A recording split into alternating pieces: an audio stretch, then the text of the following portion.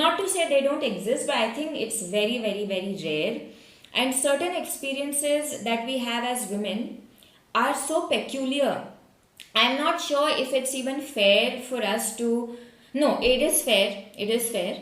I'm not sure if it's realistic for us to expect that men will have an idea what the fuck is going on.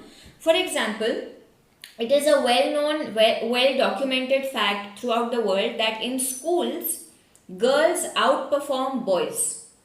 Almost every country, every region of the world, girls outperform boys.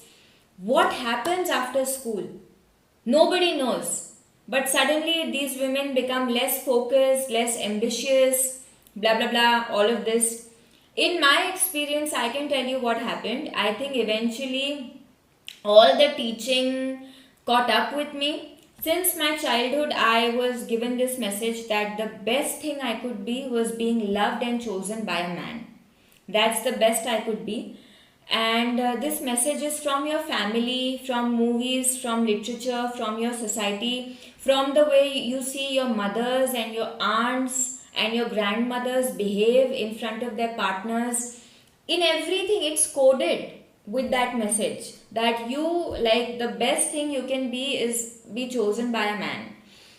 And then you hit puberty, and suddenly you have your own desire for someone to choose you, right? A lot more than you had as a child.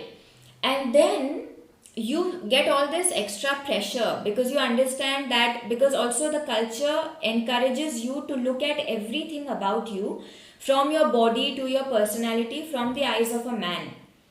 That process is so exhausting. You learn that men like thin girls, but these days you also learn that they want girls with bigger boobs and bigger butts.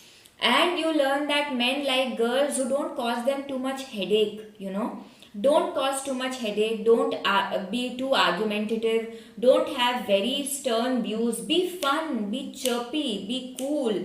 You are loaded with all this information on top of a culture that is encouraging you to believe that the ultimate achievement you can have is to be loved by a man. And then when I used to go out on the street, I remember in India, suddenly I became conscious of the fact that it's not a safe place for me.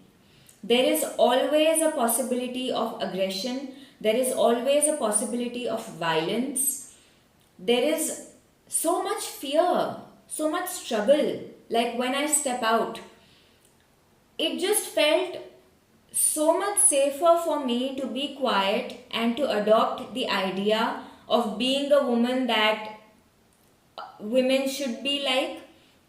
And then when you date and when you get into relationships, you get so obsessed with being chosen and being chosen over and over and over again, because your identity is coming from that you are a ball of anxiety. You are nothing but a ball of anxiety. Whereas men, even though they may not be very, very serious in schools, they often become more focused after a certain age.